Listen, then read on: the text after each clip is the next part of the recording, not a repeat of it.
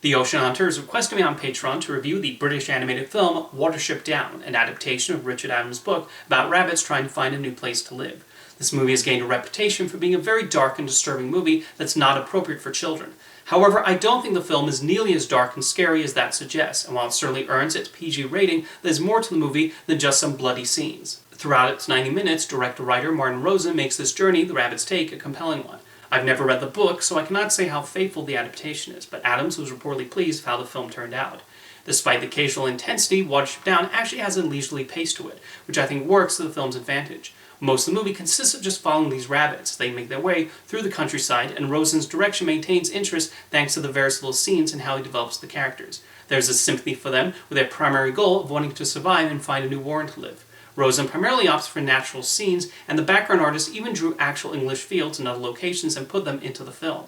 The dangers they encounter do add to the need for them to find a new place to reside in, and there's a variety in the obstacles and antagonists the rabbits face.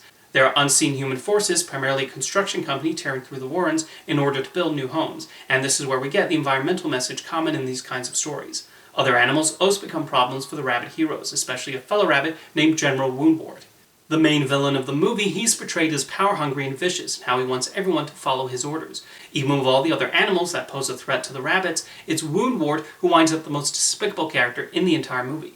Part of the reason Watership Down gains such a reputation for being so disturbing is because Rosen does not shy away from the death and injuries sustained by the animals. I think the most shocking scene in the movie is when one rabbit gets stuck in a trap and we see him bleeding out and eventually die. It's a really sad scene, and that can partly be credited to the animators and how they drew these innocent-looking animals. Another scene that really catches you off guard is when a rabbit is snatched up and immediately killed by a hawk.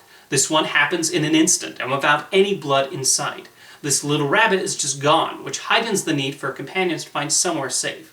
That's what Watership Down is, a story of survival in a world where everything is potentially a danger. While the movie mostly uses a naturalistic animation style, there are also sequences that go for more abstract art, and these also stand out. I really like the opening prologue that shows how rabbits got to their current standing in the animal kingdom. This sequence was actually directed by John Hubley, who was the original director. However, he had creative disagreements with Martin Rosen and left the movie, with Rosen deciding to direct the rest of the film himself. There are other surreal scenes that stand out, like when the other rabbits are told what the construction company did to the warren and the fates of the rabbits who stayed behind. The film manages to include these scenes in the story without ruining the flow or feeling jarring. The animation as a whole is really well done and succeeds in putting you at the point of view of these rabbits and the world they inhabit. Another memorable scene is one set to the song Bright Eyes, performed by Art Garfunkel. It plays when a rabbit's spirit helps the character Fiver locate his injured brother, and it's an absolutely beautiful song. Songwriter Mike Batt was given the instruction to write a song about death and came back with Bright Eyes. There are plans to include more songs in Watership Down, with Batt writing a few additional tunes, but only Bright Eyes was used, and I think it being the one song in the movie actually makes its appearance all the more impactful.